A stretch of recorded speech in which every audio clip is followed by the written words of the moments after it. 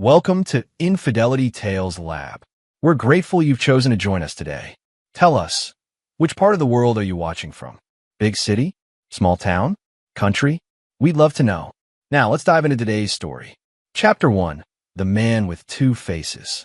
Barrett Donovan drove his sleek German sedan through the winding roads of Oak Ridge, a wealthy neighborhood nestled in the hills overlooking the city. The radio played softly as wet autumn leaves clung to the windshield. At 45, Barrett had mastered the art of patience, a quality that had served him well in both his personal and professional life. To the world, Barrett was a digital security consultant with a modest demeanor who married into the prestigious Landry family 15 years ago. To his clients, mostly high-net-worth individuals and select corporations, he was the invisible guardian who protected their digital fortunes and secrets. Few knew that behind his unassuming exterior lay a tactical mind that had prevented countless cyber heists and corporate espionage attempts. Today was Thanksgiving, and Barrett's jaw clenched involuntarily as he thought about spending another holiday with the Landrys. His in-laws had never accepted him as worthy of their daughter Vivian, despite his success. To them, he would always be the scholarship kid who lucked his way into their social circle. Almost there, he mumbled to himself, checking his watch. The gold timepiece had been his father's, a hard-working electrician who died when Barrett was 19, leaving him to fend for himself through college. The watch was a reminder of where he came from and the promises he'd made to never let anyone look down on him again. His phone rang, displaying his assistant's name, Lena. "Everything in order?" Barrett asked after answering. "Yes, Mr. Donovan. Mr. Wright is standing by. All files have been prepared and verified, and the offshore accounts untraceable as requested. The judge signed the orders 20 minutes ago." Barrett allowed himself a slight smile. "Perfect timing. I'll be in touch after dinner." He ended the call as he pulled into the circular driveway of the Landry mansion. The three-story colonial stood as a monument to old money and privilege. Barrett had never felt comfortable here, even after all these years. As he approached the door, he caught his reflection in one of the decorative windows. His salt and pepper hair was neatly combed, and his tailored suit revealed nothing of his intentions. He straightened his tie, put on his most convincing smile, and rang the doorbell. Theodore Ted Landry opened the door, martini in hand. At 70, he still stood tall, his silver hair immaculately styled, his eyes cold and calculating. "Barrett, you're late," he said without offering a handshake. Traffic was heavier than expected. "Happy Thanksgiving, Ted." Barrett stepped inside, immediately assaulted by the cacophony of voices and the smell of roasting turkey. The Landry extended family was already gathered in the living room. Cousins, aunts, uncles, and family friends, all dressed in their holiday best, all belonging to the same exclusive social circles. He spotted Vivian immediately. At 42, she remained stunning, her blonde hair falling in perfect waves, her green eyes sharp and attentive as she laughed at something her cousin had said. She wore an emerald dress that Barrett had never seen before, though he'd certainly paid for it. When she noticed him, her smile faltered momentarily before recomposing itself. She excused herself and approached him with a glass of white wine in hand. "You made it," she said, giving him a perfunctory kiss on the cheek that reeked of performance. "Wouldn't miss it." Barrett returned the smile, matching her pretense. As he followed Vivian further into the house, he noticed a familiar face that shouldn't have been there. Nolan Pierce, a family friend who worked with Ted at the investment firm. Nolan, in his late 30s with the physique of someone who spent more time in the gym than the office, caught Barrett's eye and nodded with faux friendliness. Barrett nodded back, his face betraying nothing of what he knew. The text messages, the hotel receipts, the afternoon meetings that his wife had been having with Nolan for the past 11 months. The beautiful irony was that it had been Nolan himself who had hired Barrett's firm for cybersecurity services 3 years ago, giving Barrett backdoor access to the very devices that would later document their affair. "Drink." Margot Landry, Vivian's mother, appeared beside him with a glass of scotch. Unlike her husband, Margot maintained a veneer of politeness toward Barrett, though her eyes always held the same judgment. "Thank you, Margot." He accepted the drink, knowing it would be his last indulgence of the evening. He needed his wits about him tonight. As they gathered around the massive dining table, Barrett noticed the careful arrangement of place cards. His was conspicuously absent from a main table. Vivian touched his arm. "Barrett, we're a bit crowded this year. Would you mind terribly sitting at the side table with the children? Just for dinner." Barrett looked at the small table set up in the corner where his nieces and nephews, all under 12, were already seated. "Of course," he said smoothly, though he felt his blood pressure rise. "Whatever makes things easier." Ted chuckled from the head of the main table. "Vivian, tell your husband what you really think."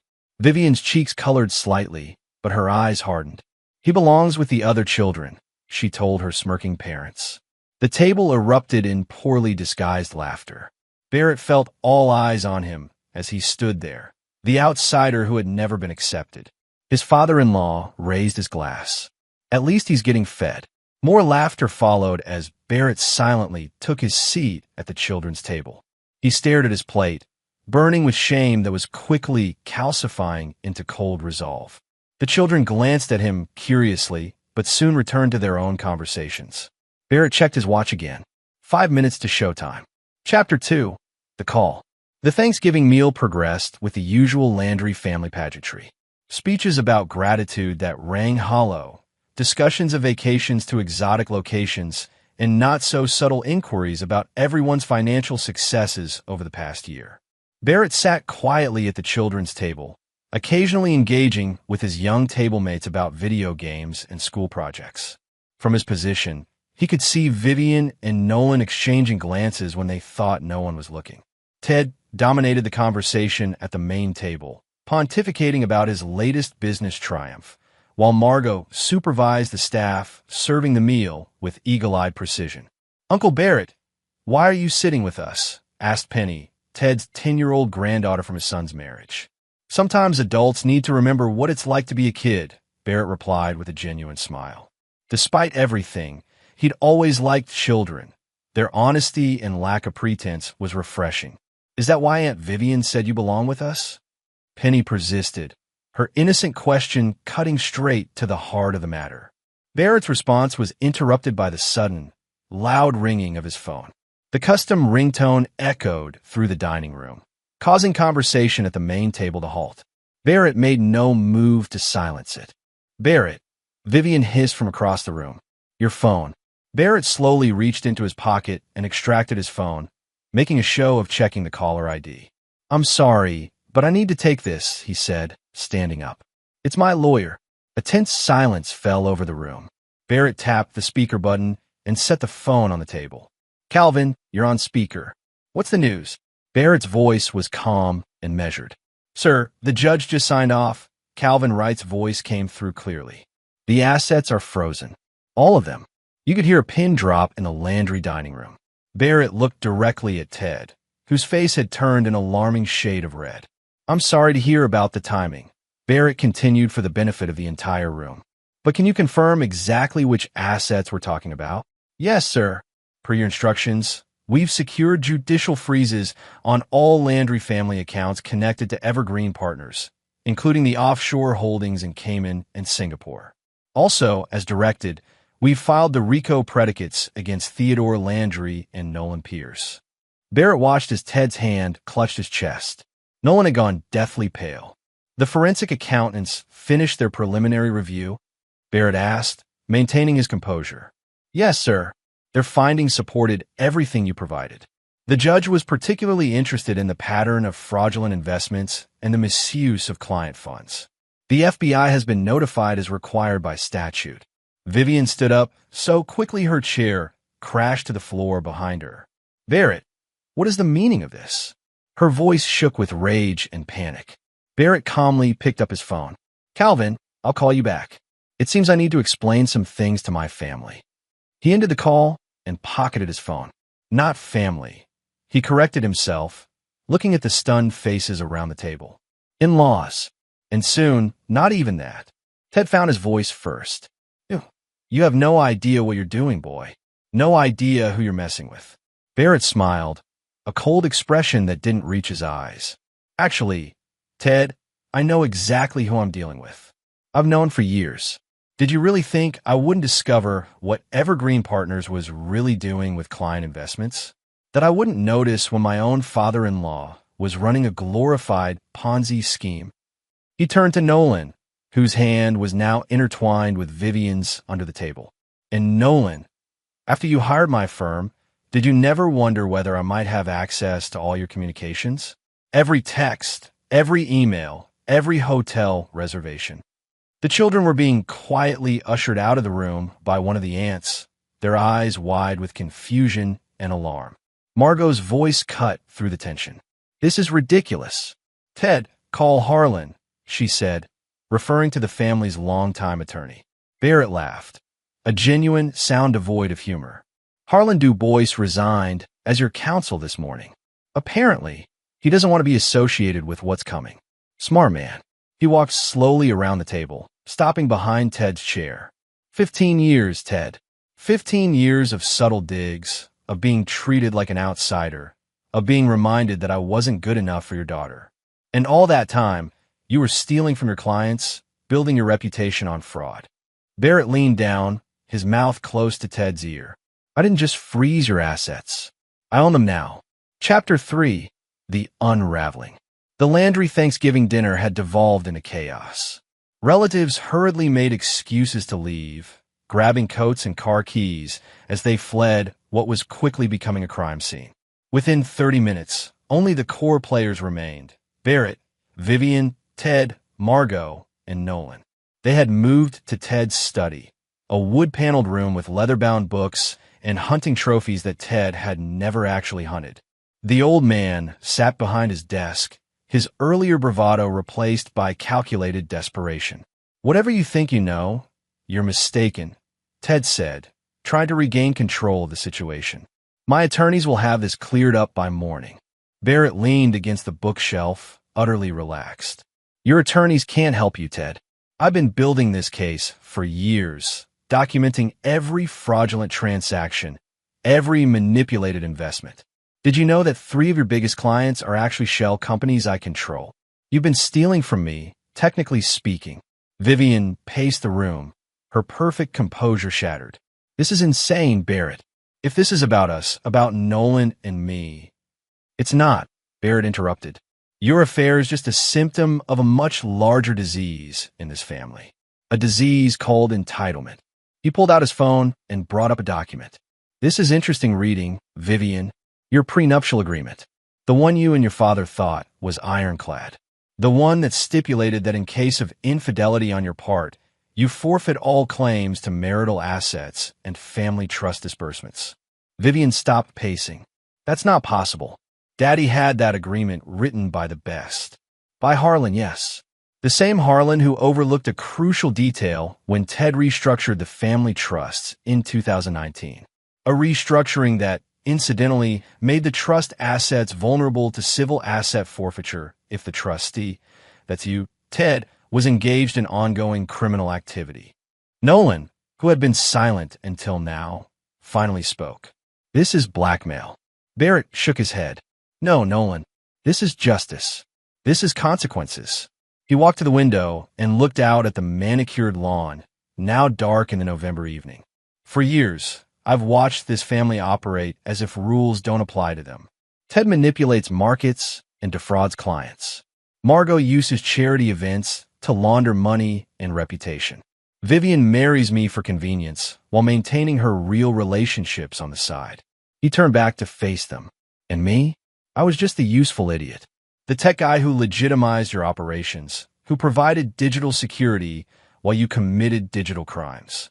Margot, who had been uncharacteristically quiet, suddenly laughed, a brittle, hollow sound. You think you've won?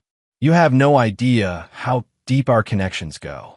One phone call and what? Barrett cut her off. Your political friends won't take your calls anymore, Margot.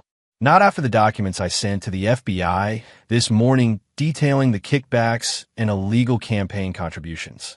As we speak, agents are executing search warrants at Evergreen's offices and your vacation homes. Your connections are scrambling to distance themselves from you. Ted's face had turned an alarming shade of gray. You'll destroy everything. Years of work, our reputation. Your reputation was a lie, Barrett said firmly, built on fraud and maintained through intimidation. And as for destroying everything, he paused, looking directly at Vivian. That process began 11 months ago when your daughter decided our marriage vows were optional. Vivian's eyes filled with tears, whether from genuine emotion or calculated manipulation. Barrett couldn't tell anymore. Barry, please. We can work this out. I made a mistake. Don't call me Barry, he said coldly. That name was for someone who loved you. Someone who doesn't exist anymore. The sound of car doors slamming outside drew their attention. Through the window, they could see several black SUVs pulling into the driveway, men in suits emerging with determined expressions. Right on time, Barrett murmured. You called the FBI to our Thanksgiving dinner? Margot asked incredulously. Barrett smiled. I didn't have to. Once a judge issues certain types of orders, things happen automatically. The system works when someone makes it work. He walked to the door, pausing with his hand on the knob. I'll see myself out the back way. I have a feeling you'll be busy for a while. Barrett, Ted called out, his voice suddenly old and afraid. What do you want? There must be something we can offer. Barrett considered the question seriously. What do I want? I want the last 15 years of my life back. I want the love I thought I had with Vivian to have been real. I want to not have been the joke of this family. He shook his head. But since none of that is possible, I'll settle for watching everything you value disappear. Just like you made me disappear to the children's table today. As Barrett slipped out the back door of a Landry mansion, he heard the front doorbell ring.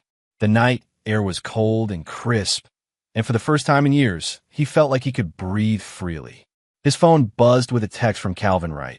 Phase 1 complete. Ready for Phase 2. Barrett typed back a single word. Yes. Chapter 4. The Aftermath. 3 weeks after Thanksgiving, Barrett sat in Calvin Wright's office overlooking downtown. Snow fell lightly outside, dusting the city in white, but inside the atmosphere was warm and charged with purpose. Calvin, a shrewd attorney in his 50s with a reputation for both brilliance and discretion, reviewed documents on his tablet while Barrett gazed at the city below. The Landry Empire is collapsing faster than even I anticipated, Calvin remarked, setting down his tablet. Ted's bail was set at $5 million, which he can't access due to the asset freeze. He spent the last week in county lockup while his new attorneys scramble. Barrett nodded, feeling neither joy nor remorse, only a calm sense of justice being served. And Evergreen Partners? In receivership. The SEC has brought formal charges against both Ted and Nolan. Most clients are fleeing, and those who've lost significant amounts are filing civil suits. The firm will not survive this quarter. Barrett turned from the window. And my wife. Calvin's expression softened slightly. Vivian has filed a counter-petition challenging your divorce filing. She's claiming coercion and emotional distress. A bitter laugh escaped Barrett's lips. Of course she is. Has she moved out of the house? No. As you predicted, she's claiming primary residence rights until the divorce is settled. Barrett had expected this. The lake house he had purchased 5 years ago, the one property he'd intentionally kept solely in his name, had become his sanctuary since Thanksgiving. The modern glass and timber structure on the shore of Lake Gardner was where he now plotted the next phases of his plan. Any word from Nolan? Barrett asked. Calvin shuffled through some papers. He's distancing himself from both the Landrys and Vivian. His attorney has reached out about a possible cooperation agreement with prosecutors. Rats from a sinking ship, Barrett murmured. And the evidence package I prepared, delivered to the SEC, FBI, and the district attorney's office, as instructed. Your documentation was thorough. Barrett smiled faintly. 15 years of meticulous record-keeping. You could say I played the long game. Calvin leaned back in his chair, studying Barrett with newfound respect. Most men, upon discovering their wife's infidelity, act rashly. You waited, gathered evidence, and struck strategically. The affair was just confirmation of what I already suspected, that I was never really part of that family, just a useful accessory. Barrett stood and walked to the credenza where Calvin kept a decanter of whiskey. He poured 2 fingers into a crystal glass, but didn't drink immediately. I realized something important the day after Thanksgiving, Barrett continued. This isn't just about revenge. It's about reclaiming my dignity and ensuring that people who think they're above consequences face them completely. Calvin accepted a glass of whiskey. Speaking of consequences, Margot Landry has been calling my office 3 times a day. What does she want? To arrange a meeting with you. She's being quite insistent. Barrett considered this. Margot had always been the strategic mind behind the Landry family's social maneuvering. If she wanted to meet, she had an angle. Set it up, Barrett decided. Neutral ground, public place. Tomorrow if possible. Calvin made note. Now about phase 2. The transfer of the Aspen property is complete. The shell company now legally owns the vacation home. And as per your instructions, eviction notices have been prepared for the property manager and staff. Barrett nodded, satisfaction warming him more than the whiskey could. The Aspen Ski Lodge had been Ted and Margot's pride and joy, the gathering place for their elite social circle during the winter holidays. Now it belonged to Barrett through a complex series of legal maneuvers that even the Landry's new attorneys couldn't unravel. What about the foundation? Barrett asked. Calvin pulled up another document. The Landry Family Foundation has been issued a freeze order pending investigation. Their annual Christmas gala has been canceled, and several board members have resigned. The Christmas gala, the social event of the season where the Landrys showcase their philanthropy while secretly using the foundation to shield assets and minimize taxes. Barrett had attended 14 such galas, always feeling like an outsider, even while writing large checks to causes he actually cared about. And Vivian's personal accounts? Frozen, as you requested. Her credit cards were declined at Bergdorf's yesterday. Calvin allowed himself a small smile. According to my sources, it caused quite a scene. Barrett felt a hollow satisfaction at the image. Vivian's carefully cultivated social image was disintegrating, just as his heart had when he'd first discovered her betrayal. Have the divorce papers been amended as we discussed? Barrett asked. Calvin nodded. Yes. The new terms offer her a one-time settlement of $200,000, contingent upon her immediate vacation of all properties and a comprehensive non-disclosure agreement. She won't accept, Barrett predicted. No, she won't, Calvin agreed. But it establishes our position for when this goes before a judge. Barrett finally took a sip of his whiskey, letting the smoky liquid linger on his tongue. What about the children? Calvin looked confused. Your children? You don't have. No, Ted's grandchildren, Penny and the others. I want to ensure they have college funds that can't be touched by what's happening. Calvin's expression softened. That's unexpected, given the circumstances. Barrett shrugged. They're innocent in all this. And they were kind to me at the children's table. Calvin made another note. I'll set up blind trust for each of them. The Landrys won't know the source of the funds. Barrett finished his whiskey and set the glass down. Thank you, Calvin. Let me know when Margot confirms for tomorrow. As Barrett left the office and stepped into the snowy afternoon, his phone buzzed with a notification. It was from his surveillance system at the lake house. Someone was at his door. The camera showed Nolan Pierce, looking considerably less polished than the last time Barrett had seen him, standing anxiously on the porch. Barrett smiled coldly. The next phase was beginning even sooner than he'd planned. Chapter 5. The Propositions. Barrett drove to the lake house with deliberate calm, the winter landscape passing by in a blur of white and gray. His mind processed the implications of Nolan's unexpected visit. The man had been Vivian's lover, Ted's protege, and, in many ways, the catalyst for Barrett's revenge plan. As he pulled into the driveway, he could see Nolan's luxury SUV parked haphazardly near the entrance. The man himself was sitting on the front steps, his expensive overcoat inadequate protection against the December cold. His face was haggard, the confident smirk replaced by desperate exhaustion. Barrett parked and approached slowly, maintaining a safe distance. He hadn't survived this long by being careless. You're trespassing, Nolan, Barrett said calmly. Nolan stood quickly, his breath clouding in the cold air. Barrett, please. 5 minutes. That's all I ask. Why should I give you anything? Because I have information. Information that could help you. Barrett studied the man before him. Once so arrogant, now reduced to begging on his doorstep. It was satisfying, but also suspicious. 5 minutes, Barrett agreed, unlocking the door and gesturing Nolan inside. The lake house interior was minimalist and modern. All clean lines, natural materials, and floor-to-ceiling windows overlooking the frozen lake. Barrett had deliberately chosen a style completely different from the Landry mansion's ostentatious opulence. Nolan stood awkwardly in the living room, taking in the space. "Nice place. I didn't invite you here for small talk," Barrett replied coldly. "For minutes now." Nolan nodded, gathering himself. "The feds are building a massive case against Ted. They've offered me a deal if I testify. I'm aware. What you might not be aware of is that Ted has evidence that could implicate you as well. He's claiming you were complicit in some of Evergreen's more questionable dealings." Barrett laughed, genuinely amused. "Is that the best he can do? Every service my company provided to Evergreen was legitimate and documented. Ted's desperation is showing." Nolan shifted uncomfortably. "There's more. Vivian, she's planning something." Barrett's amusement faded. "Explain." "She approached me last week, wanted my help to access some of your secure servers. She thinks you have offshore accounts that weren't included in the financial disclosures for the divorce. This was new information and potentially concerning." Barrett's expression remained neutral, but his mind was racing. "And did you help her?" Nolan looked down. "I considered it, but I realized something important. She was using me, just like she used you. The difference is you figured it out sooner." Barrett moved to the kitchen and poured himself a glass of water, deliberately not offering one to Nolan. "Why come to me with this? What do you want?" Nolan took a deep breath. "Protection, and a deal of my own.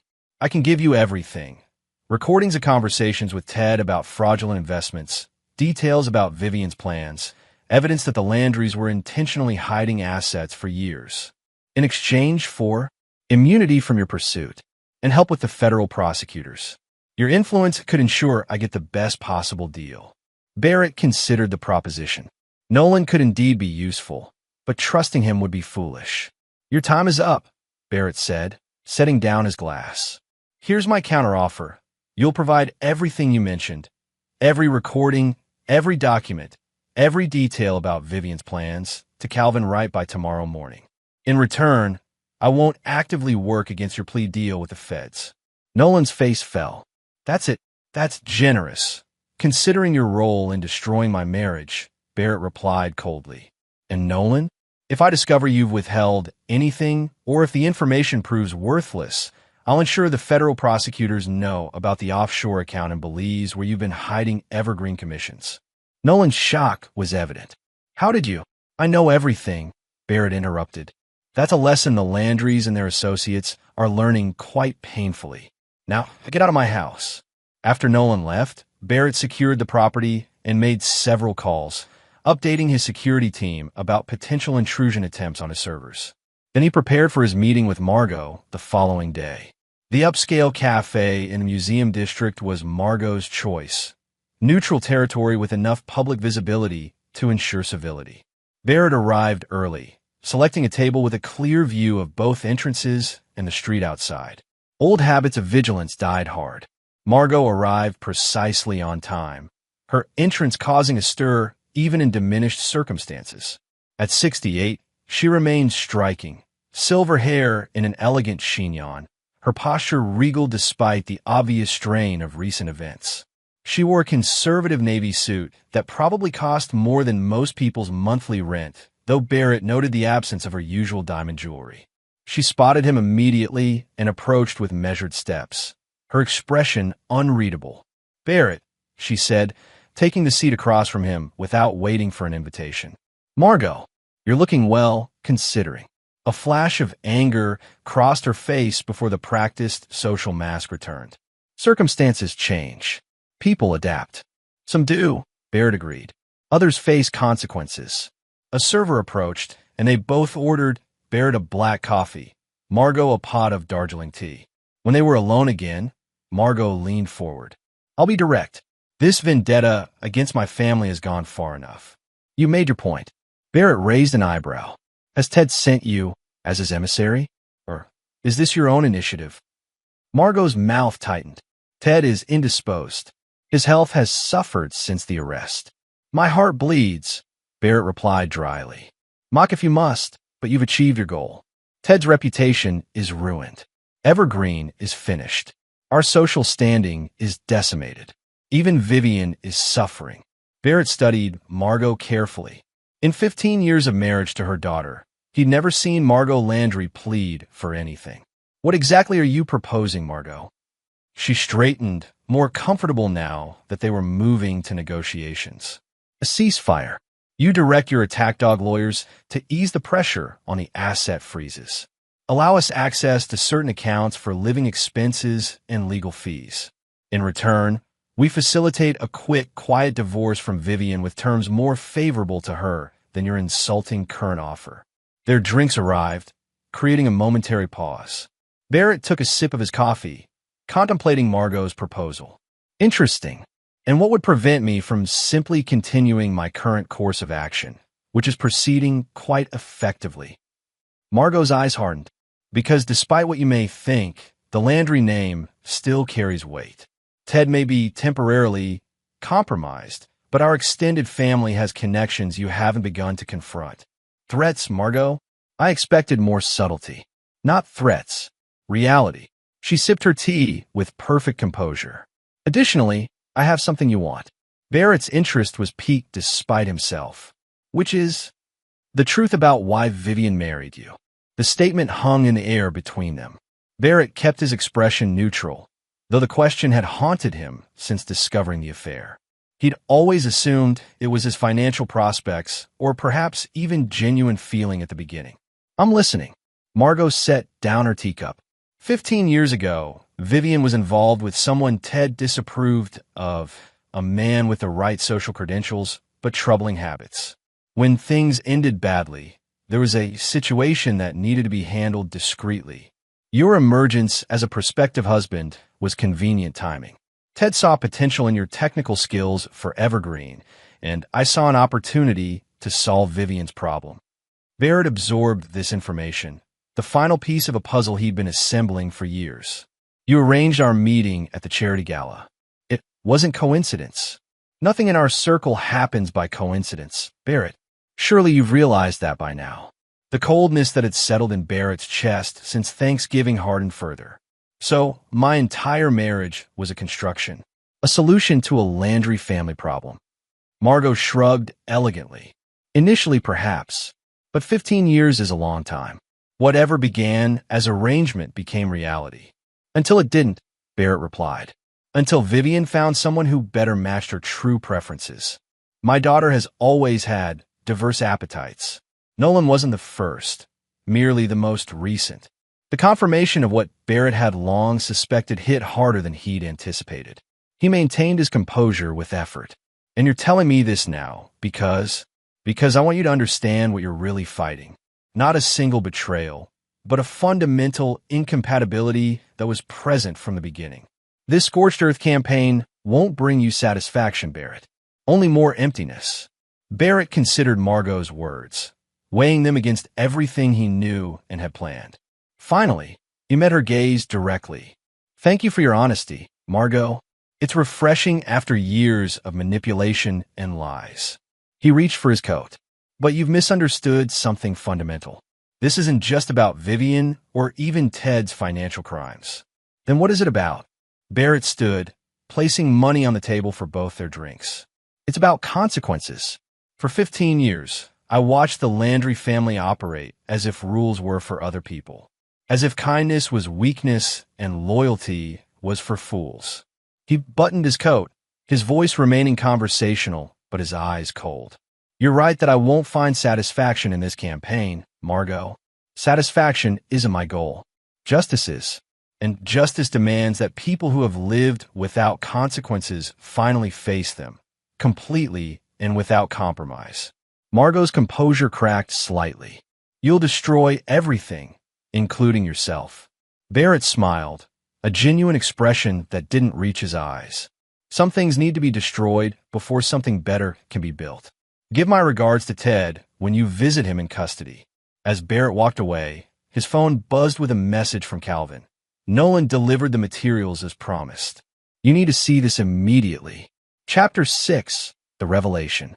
The winter storm that had threatened all day finally broke as Barrett drove back to his office. Snow whipped across the windshield, reducing visibility and matching his turbulent thoughts. Margot's revelation about his marriage had struck deeper than he'd anticipated, confirming his worst suspicions while adding new layers of betrayal. Calvin was waiting in Barrett's office, a serious expression on his face. The leather portfolio on the desk between them contained the materials Nolan had delivered. "That bad?" Barrett asked, removing his snow-dusted coat. "Worse," Calvin replied. "These recordings." He gestured to the portfolio. "You need to hear them yourself." Barrett settled behind his desk and opened the portfolio. Inside were flash drives, printed documents, and handwritten notes organized with surprising care. He selected the first flash drive and plugged it into his computer. The audio was crystal clear. Nolan had apparently been recording conversations for his own protection for years. The first file featured Ted Landry speaking candidly about Barrett. "Donovan is useful but expendable. His security systems give us plausible deniability. If regulators ever get too close, he'll make a convenient scapegoat." Barrett's expression remained impassive as Ted's voice continued, discussing how they had structured certain transactions to appear legitimate while concealing their true nature. The evidence was damning for Ted, but what struck Barrett was the casual contempt with which his father-in-law discussed him, not as family, but as a tool to be used and discarded. The next recording featured Vivian and Nolan, clearly intimate, discussing Barrett. "How much longer do we have to maintain this charade?" Nolan asked. Vivian's laugh was brittle. "Until Daddy decides Barrett's outlived his usefulness. The prenup makes divorce complicated. Besides, he's so wrapped up in his work, he barely notices my absences." "But you're my woman," Nolan insisted. "Everyone knows it except him." "That's the beauty of it," Vivian replied. "He sees what he wants to see. Meanwhile, we have the best of both worlds." Barrett stopped the recording, his hand steady despite the emotion churning inside him. "When was this recorded?" Calvin checked the metadata. 8 months ago. There are dozens more spanning the past 3 years. Barrett nodded, processing this information. "And the documents?" "Financial records, mostly. Account numbers for hidden assets that weren't on our radar. But there's something else. Something I'm not sure even Nolan understood the significance of." Calvin handed Barrett a folder containing photocopies of handwritten notes. These appear to be from Ted's personal journal. There are references to something called Operation Lighthouse dating back to when you first met Vivian.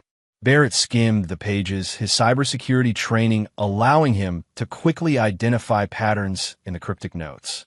"These are coded instructions for a long-term intelligence operation. They were monitoring me before I even met Vivian." The revelation landed like a physical blow. Barrett had assumed his marriage was a convenience for the Landrys, perhaps even a genuine match that had soured. But this suggested something more calculated, a deliberate targeting. "Why?" Calvin asked, voicing the obvious question. Barrett leaned back, mind racing through possibilities. 7 years before I met Vivian, I worked briefly as a contractor for a defense intelligence agency. My security clearance gave me access to certain information that could have been valuable to someone with Ted's connections. He stood and paced the office, pieces falling into place. The Landry family didn't just use me for Evergreen. They targeted me specifically because of my background. Vivian's job wasn't just to marry me. It was to monitor me. Calvin looked stunned. "You're suggesting industrial espionage? Corporate spying? Or worse?" Barrett's voice had hardened. "Some of my projects had national security implications. If Ted was selling information gleaned from my work to foreign interests." He trailed off, the full implications too disturbing to voice aloud. While Barrett had moved into the private sector years ago, the knowledge and access he'd once had would have been valuable to many parties. "We need to inform the federal authorities," Calvin suggested. Barrett shook his head. "Not yet. This changes everything about my approach. The Landrys aren't just fraudsters and social climbers. They're potentially something far more dangerous." He returned to his desk and pulled up his secure email. I need to contact some former colleagues. People who operate in spheres where this kind of activity is taken very seriously. Calvin looked concerned. Barrett, I understand your anger, but if we're talking about potential national security issues, we need to follow proper channels. Barrett's smile was cold. That's exactly what I intend to do. But first, I need to secure myself against the inevitable counterattack. The Landrys won't go down without a fight, especially with these kind of stakes. He typed rapidly, sending encrypted messages to contacts he hadn't spoken with in years. Calvin, I need you to do 3 things. First, increase security at all properties and offices immediately.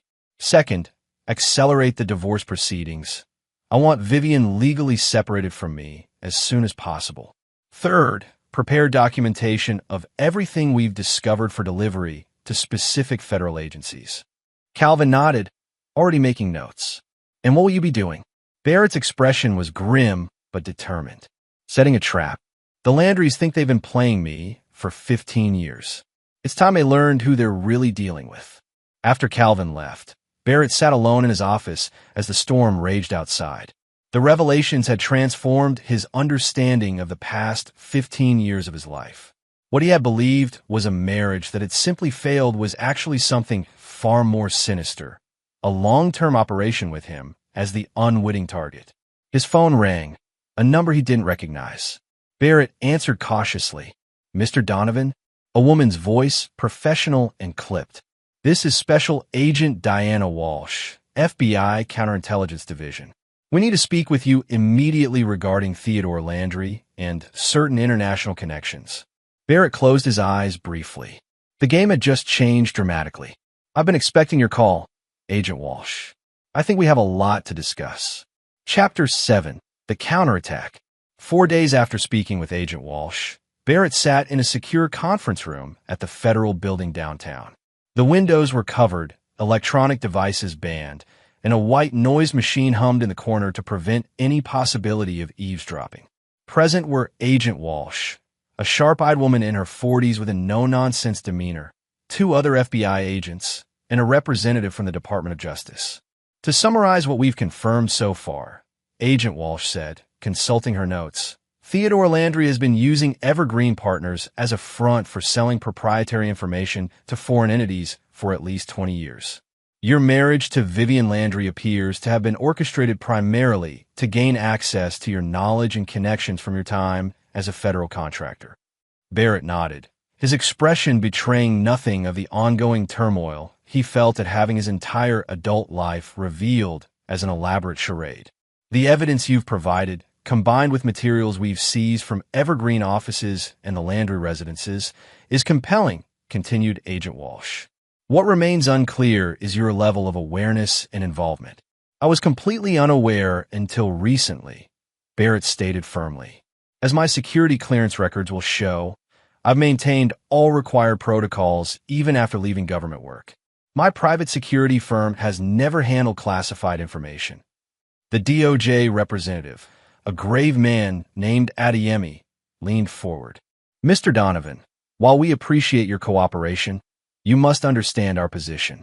You live with a key figure in this operation for 15 years. The question must be asked, how did you not notice? It was a fair question, one Barrett had been asking himself constantly since the revelation. I trusted my wife, he said simply, and the Landrys were skilled at compartmentalization. Vivian never showed interest in my previous government work, which I interpreted as respect for confidentiality. In retrospect, that lack of curiosity should have been a red flag.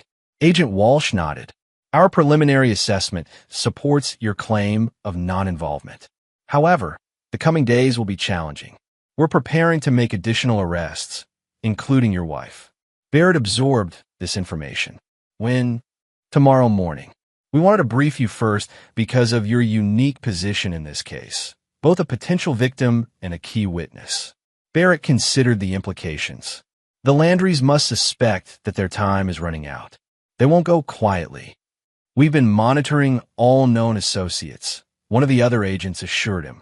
Security has been increased around federal witnesses, and he was interrupted by a soft knock at the door.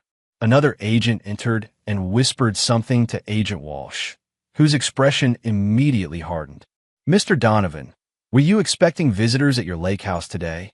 Barrett felt a chill that had nothing to do with the winter weather. "No, the property should be vacant." Agent Walsh stood quickly. "We've just received an alert from the surveillance team. 2 individuals entered your property approximately 20 minutes ago. One has been identified as Vivian Landry." Barrett was on his feet immediately. "The other? Unknown male, not Nolan Pierce or Theodore Landry." Barrett's mind raced through possibilities, none of them good. "I need to get there now. They could be destroying evidence or setting you up." Agent Walsh finished his thought. "We'll escort you, but you'll remain in our vehicle until we secure the scene." The drive to the lake house was tense, a caravan of unmarked federal vehicles moving swiftly through the snowy landscape. Barrett sat in the back of Agent Walsh's SUV, thoughts churning. What was Vivian doing? The lake house contained nothing incriminating against him, but it did hold his personal server with backups of evidence against the Landrys. As they approached the property, Agent Walsh received updates through her earpiece. Subjects are still inside. No movement detected for the past 10 minutes. The federal agents deployed with practiced efficiency, surrounding the house while Barrett remained in the vehicle as instructed. Through the tinted windows, he watched the scene unfold like a surreal movie. Agents with weapons drawn approaching his sanctuary, the place he'd retreated to when his world began unraveling. Minutes stretched like hours until Agent Walsh returned to the SUV, her expression grave. "Mr. Donovan, we need you to come with us. There's a situation inside." Barrett followed her through the snow, heart pounding despite his outward calm. The front door stood open, agents moving purposefully through his home. They led him to the study where his home server was kept. The scene inside made him stop cold. Vivian lay on the floor, unmoving, a pool of blood spreading beneath her head. Next to her was a man Barrett had never seen before, also motionless, a gun near his outstretched hand. "Are they?" Barrett couldn't finish the question. "Both deceased," Agent Walsh confirmed quietly. "Initial assessment suggests murder-suicide, but we'll need to process the scene fully." Barrett stared at his wife's body, a storm of conflicting emotions threatening to overwhelm him. Despite everything she'd done, seeing Vivian like this, her blonde hair stained red, her eyes forever closed, struck him with unexpected force. "The server appears to have been tampered with," another agent reported, indicating the open cabinet where Barrett's equipment was housed. "Looks like they were attempting to extract or destroy data." Barrett approached carefully, staying clear of the bodies as directed by the agents. A quick examination confirmed his fears. "They've removed the primary drive array. Without it, most of my backups are inaccessible." Agent Walsh looked sharply at him. "How damaging is this to our case?" Barrett considered the technical implications. "Not catastrophic. I maintained off-site backups that contain most of the same information. But this was definitely a cleanup operation." "And it went wrong," Agent Walsh observed, looking at the bodies. Barrett nodded slowly. "Or it went exactly as someone planned." The implication hung in the air. Was this truly a botched evidence destruction attempt that ended in violence? Or something more sinister, a way to eliminate Vivian as a potential witness while simultaneously compromising evidence and framing Barrett? "I need to make a call," Barrett said, his mind already working on contingencies. "My attorney needs to know about this immediately." Agent Walsh nodded. "Use my phone. We'll need yours as evidence since it connects to this network." As Barrett stepped outside to make the call, the winter sun was setting over the frozen lake, casting long shadows across the snow. The peaceful scene contrasted sharply with the chaos inside and the turmoil in his mind. Calvin answered on the first ring. "Barrett, where are you? I've been trying to reach you." "There's been an incident at the lake house," Barrett said, keeping his voice steady. "Vivian is dead. Apparent murder-suicide with an unknown accomplice." A shocked silence, then, "My God, are you all right?" "Physically, yes. But this complicates everything. They were after my server, the one containing backup evidence against the Landrys." Calvin's lawyer mind immediately grasped the implications. This has Ted's fingerprints all over it. A desperate move to silence Vivian and compromise evidence in one stroke. My thoughts exactly, but we need to move quickly. Activate Protocol Omega immediately. Protocol Omega was the contingency plan they had developed for worst-case scenarios, a comprehensive legal and digital response designed to protect Barrett and preserve evidence in the event of a direct attack. Understood. What about the Miami situation? Barrett had almost forgotten about the other operation they had in motion, tracking a suspected Landry associate who had been moving assets through Florida. Maintain surveillance, but take no action. Everything focuses on this now. As Barrett ended the call and turned back toward the house, he saw Agent Walsh watching him with an unreadable expression. Protocol Omega? She asked. Barrett met her gaze steadily. Legal contingencies, my attorney, and I prepared in case the Landrys took desperate measures. Which, as we can see, they have. Agent Walsh nodded slowly. Mr. Donovan, I've worked counterintelligence for 16 years. In my experience, when operations of this magnitude start to collapse, they rarely end cleanly. Meaning Vivian won't be the last casualty. Ted Landry is cornered, and cornered animals are at their most dangerous. Barrett looked back at his lake house, now transformed into a crime scene. I'm aware of the risks, Agent Walsh, but I've been playing this game longer than Ted realizes. He taught me an important lesson at that Thanksgiving table. That family means nothing to people like him when power and self-preservation are at stake. And what lesson are you planning to teach in return? She asked carefully. Barrett's expression hardened. That actions have consequences. No matter who you are, no matter how untouchable you think you are, the bill always comes due. As the agents continued processing the scene, Barrett stood in the cold, watching the last light fade from the sky. Vivian was gone, the woman he had once loved, then hated, and now would never fully understand. But her death changed nothing about his resolve. If anything, it strengthened it. The endgame had begun. Chapter 8. The Reckoning. The news of Vivian Landry's death broke the next morning, sending shockwaves through the city's elite circles. The official statement was sparse on details, noting only that authorities were investigating a violent incident at a private residence involving Mrs. Landry and an unidentified male. Barrett, sequestered in a secure hotel under FBI protection, watched the media coverage with detached interest. The reporters knew nothing of the true complexities at play, focusing instead on Vivian's social standing and the earlier scandals surrounding Evergreen Partners. Some speculated about Barrett's whereabouts, painting him alternately as a grieving husband or a calculated mastermind. Agent Walsh entered his suite, bringing coffee and updates. Theodore Landry has been transferred to a higher security facility after we intercepted communications suggesting an escape attempt. Barrett accepted the coffee, but showed no surprise at the news.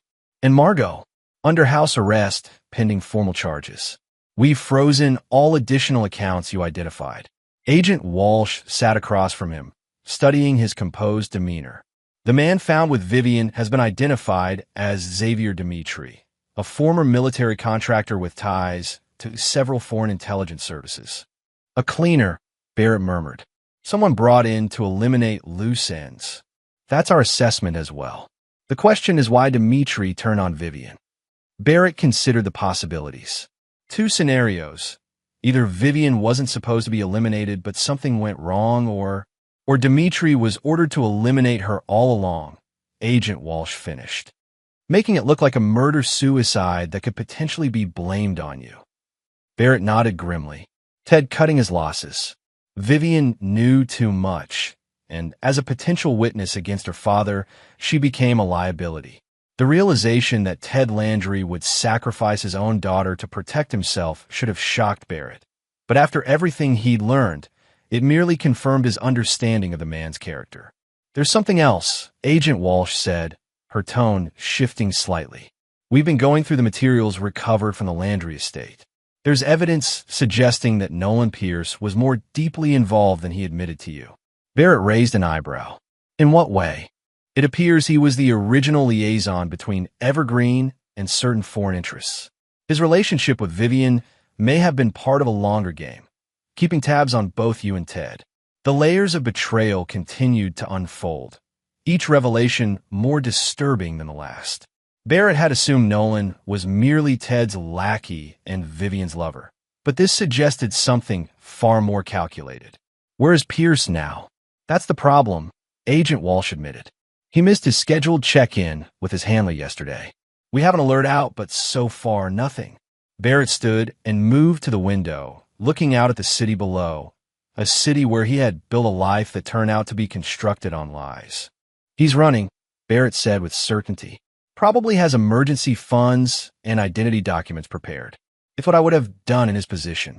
Agent Walsh watched him carefully. You speak as if you understand his thinking. I've spent 15 years securing digital assets for wealthy clients, Agent Walsh.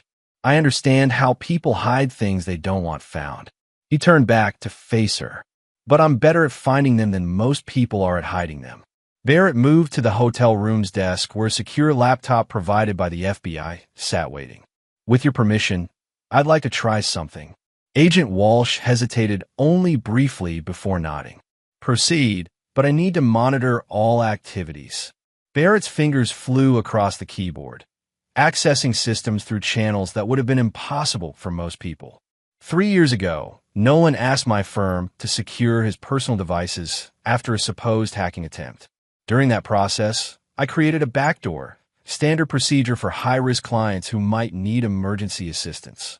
That's somewhat ethically questionable, Agent Walsh noted, though without real censure. Barrett's mouth quirked. In retrospect, it was one of my better decisions. If Nolan is still using any of those devices. After several minutes of intense concentration, Barrett straightened. Got him.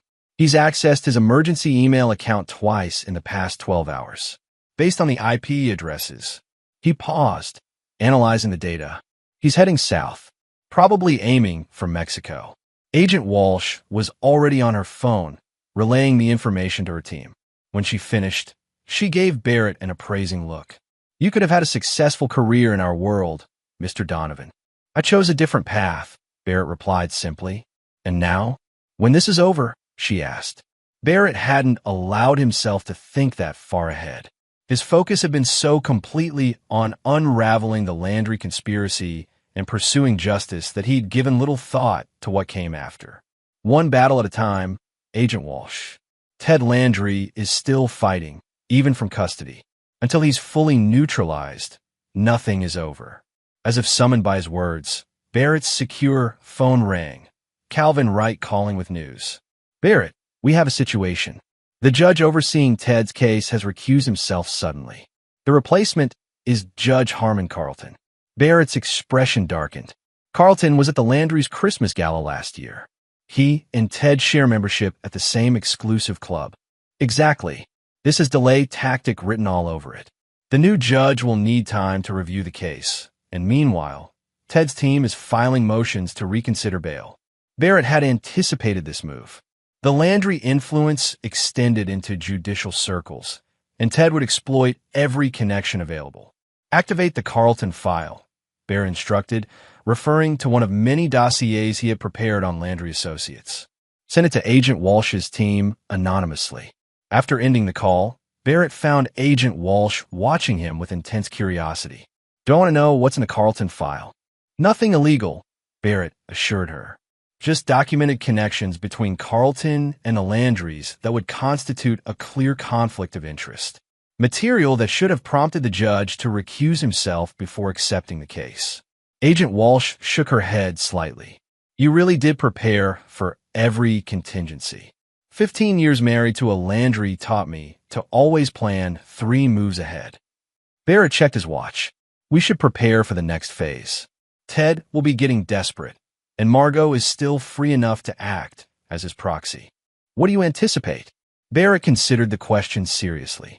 A direct appeal, probably for Margot, offering some kind of deal, evidence against bigger fish in exchange for leniency. When that fails, a public character assassination against me. And if all else fails, he paused. A more permanent solution to the Barrett-Donovan problem. Agent Walsh's expression hardened. We'll increase your security detail. Barrett shook his head. That won't be necessary. In fact, I think it's time we allowed some controlled information to leak regarding my whereabouts. You want to draw them out? Agent Walsh realized. I want to end this, Barrett corrected.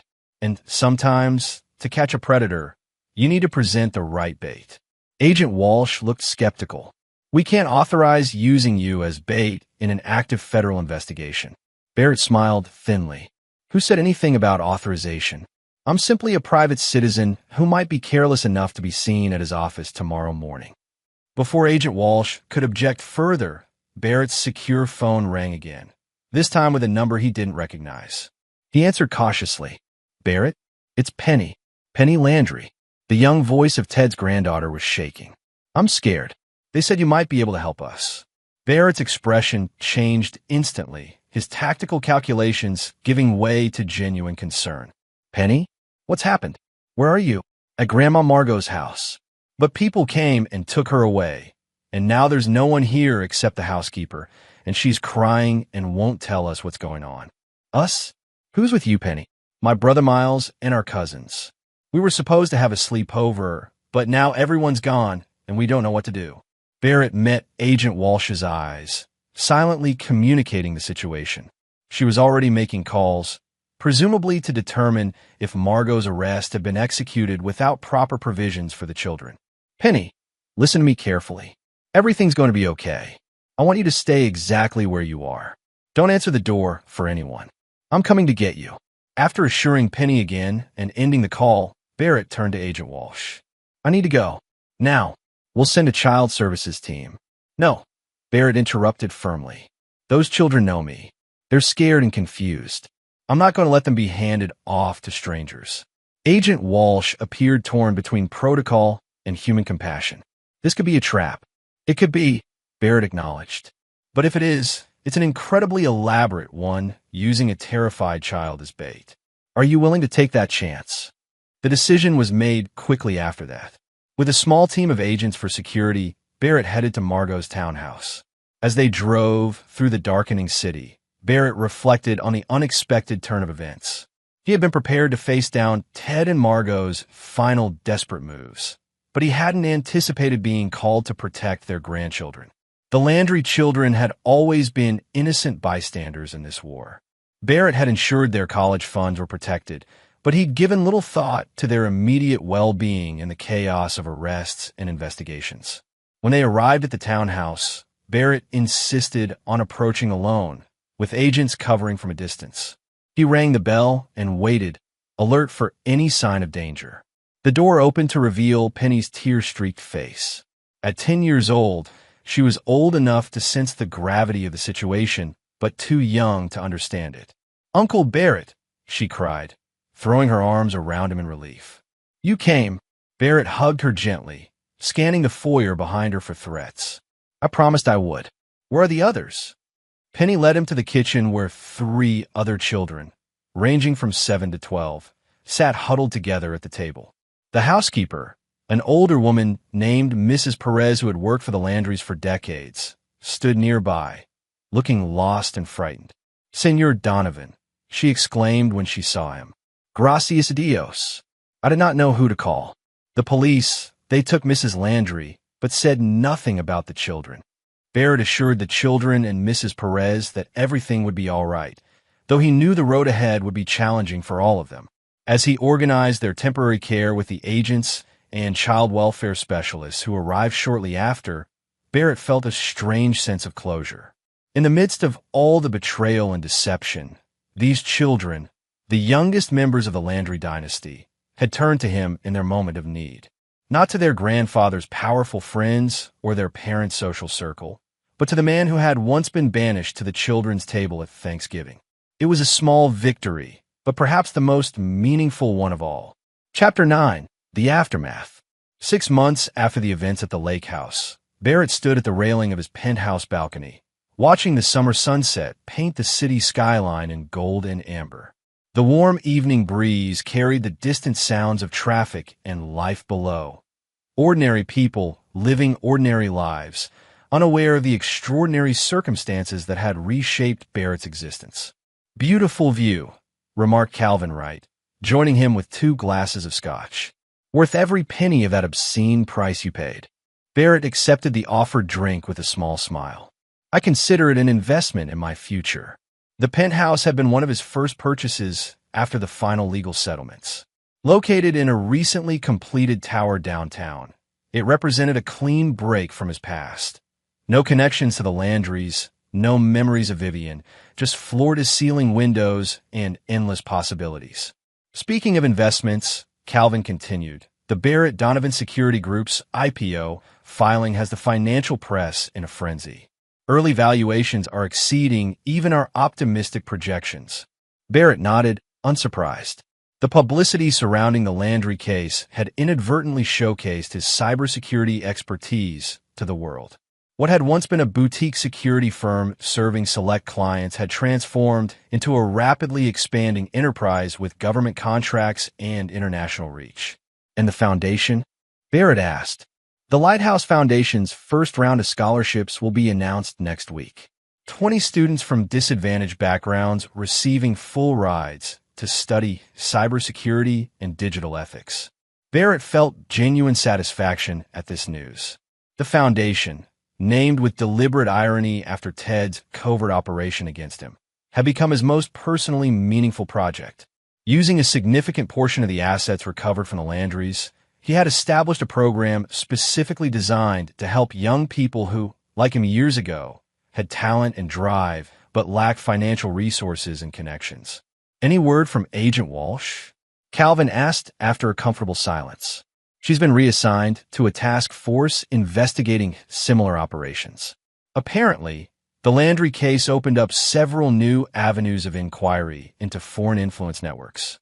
The federal investigation had expanded far beyond Ted Landry and Evergreen Partners, uncovering connections to international business figures and even political campaigns. Ted himself had eventually agreed to a cooperation deal, though his information had proven less valuable than prosecutors hoped. Too many of his contacts had gone aground once news of his arrest broke. And Ted's sentencing?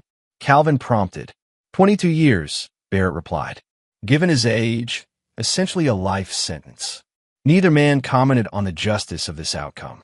Ted Landry had orchestrated not only financial crimes, but operations that compromised national security and ultimately led to his own daughter's death. The court had shown little mercy. Margot's appeal was denied, Calvin added. She'll serve the full 7 years, though I suspect she'll find ways to maintain her comforts even in federal prison. Barrett took a sip of his scotch, thinking of his former mother-in-law. Margot had been charged as an accessory, her role in the operations less direct than Ted's, but still significant. True to her nature, she had negotiated the best possible terms for herself, sacrificing old allies without hesitation. And Nolan Pierce remains in the wind. Calvin concluded their update. Though there are rumors of a sighting in Argentina last month, Barrett had mixed feelings about Nolan's escape. On one hand, justice demanded he face consequences for his role in the Landry operations and his affair with Vivian. On the other hand, Nolan had provided critical evidence that helped bring down Ted. Perhaps living in perpetual fear of capture was its own form of punishment. The children are adapting well, Barrett said, changing the subject to something that had unexpectedly become important to him. Penny called yesterday to tell me about her science project. Following the arrests, the Landry grandchildren had been placed with various relatives, none of whom had been directly implicated in Ted and Margot's crimes. Barrett had initially maintained distance, conscious of the complications his presence might create in their lives. But Penny had persistently reached out, and gradually he had become something of a mentor figure to her, and eventually the other children as well. You never expected to become the favorite uncle of the Landry grandchildren, Calvin observed with a hint of amusement. Barrett shook his head. Life takes unexpected turns. They moved inside as the evening air cooled. The penthouse interior was minimalist but warm. Natural materials, clean lines, and carefully chosen art that reflected Barrett's true tastes rather than the ostentatious style Vivian had insisted upon in their shared homes. On his desk sat a small frame containing a handwritten note, a thank you card from Penny for the microscope he had sent for her birthday. It was a reminder that amid all the destruction and injustice he had wrought upon the Landry Empire, something positive had emerged. "Do you ever regret how things unfolded?" Calvin asked, settling into one of the leather armchairs. "Not the justice part, but the collateral damage? Vivian's death, the children's trauma?" Barrett considered the question seriously.